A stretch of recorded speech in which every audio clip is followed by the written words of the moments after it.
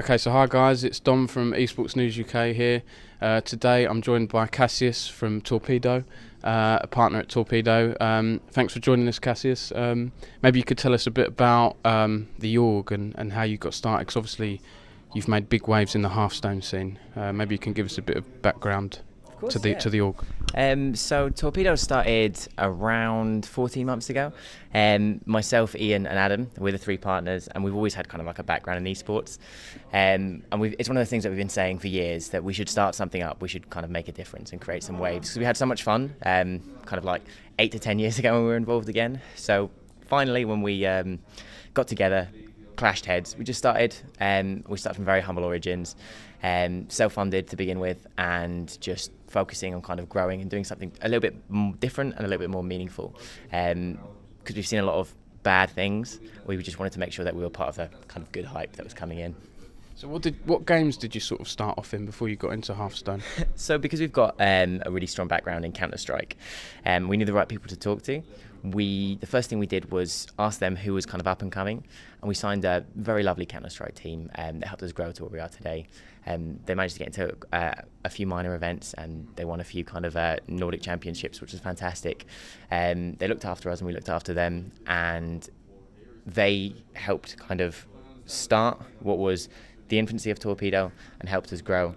And yeah, so that's pretty much how we got started. That and a few beers at the pub, and a little bit of money here and there. Cool. So obviously now you know, like I say, you're making big waves in the Hearthstone scene. Ball Control won the most recent ESL UK Premiership. Ness won I-57, and he's in the last 8, I believe, now. I believe you brought those players over from Manolite before they disbanded. Could you tell us a bit about, you know, your aims in the Hearthstone scene and yeah, sort of your sort of strategy there? So we'd like to be one of the kind of go-to names in the Hearthstone scene, like one of the world-class orgs that people talk about. So you get a lot of orgs that are synonymous in certain kind of games as these are the ones to watch, and that's kind of the aim we want to be. We want to be one of the kind of top 3 brands that when someone says, hey, they've got great Hearthstone players, they think Torpedo.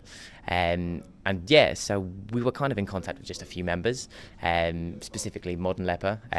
Ian, the other partner, spent a lot of time speaking to him about the scene and kind of who was worth talking to, and we even tried to pick him up at one point before he joined Manolite. He had different interests and goals, but he pointed us in the direction of Bourne, Ness and Raven, and probably one of the best decisions we've ever made was to kind of take them on and let them kind of help us grow and to look after them as well.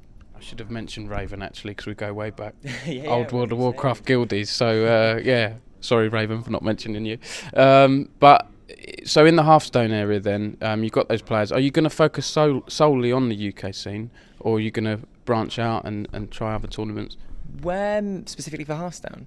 Yeah, and in general as well. Okay. Yeah. So we like that we're involved in the UK scene because we're based in the UK, and the UK esports scene for us, what we've seen is it's always been a bit hit and miss in certain places, and we'd love to support and grow the scene as much as possible. We think that there's a wide kind of pool of esports talent which is underappreciated and doesn't have a voice. And we like that we found a lot of top talent, specifically from Boar, Raven and Ness, that is kind of speaking and showing that, hey, the UK is a place to watch for esports. But we're not limiting ourselves. We're more than happy to kind of, you know, our goal is to be Fnatic, Dignitas. We want to be international as much as anyone else does. So if we can find the talent, which we always make sure we try and do in the UK, then we're happy to push with that. But we wouldn't restrict ourselves. We kind of want to be the best and grow in the right way. And we know that sometimes we'll have to look further afield. But don't get me wrong. If we could potentially start kind of crafting or moulding a scene of talent for specific games in the UK, in a heartbeat we'd do that. You've kind of answered my next question. Do you have any sort of games you want to go into in particular?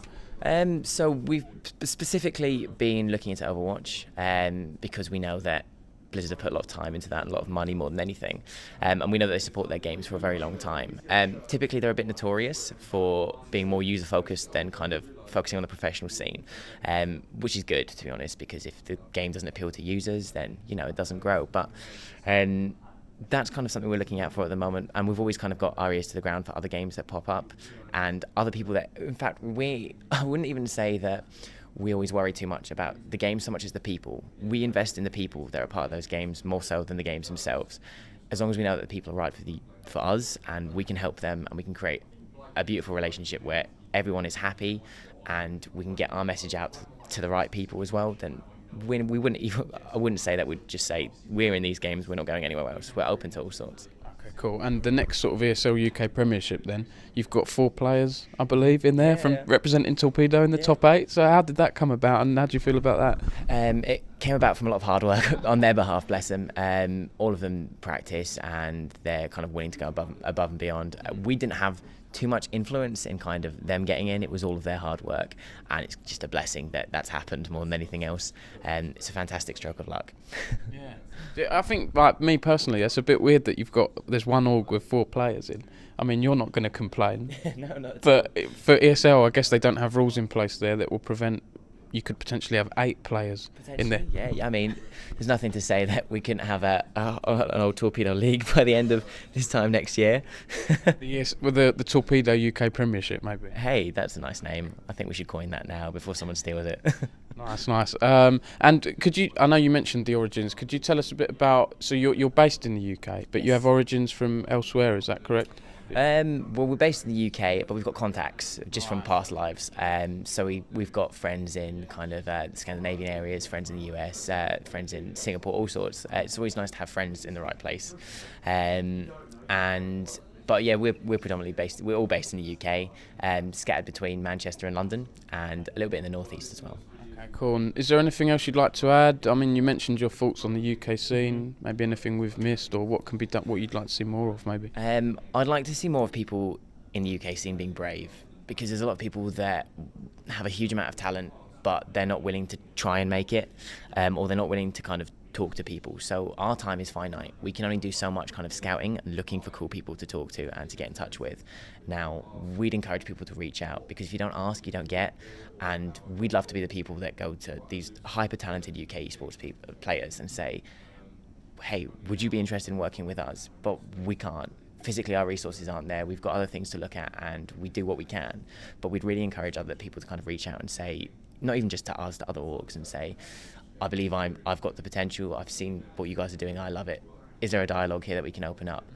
Because in the worst case scenario, someone could say no, but it will be a no that will come with no, not yet, because we think that you've got this much growing to do, and that's fine. But it's to push you in the right direction. So we'd encourage people in the esports scene to be brave, and more so to get out there and just do things. So you get a lot of people without LAN experience, a lot of people that are hedging their bets on whether they should do something. If it's in your mind, just do it.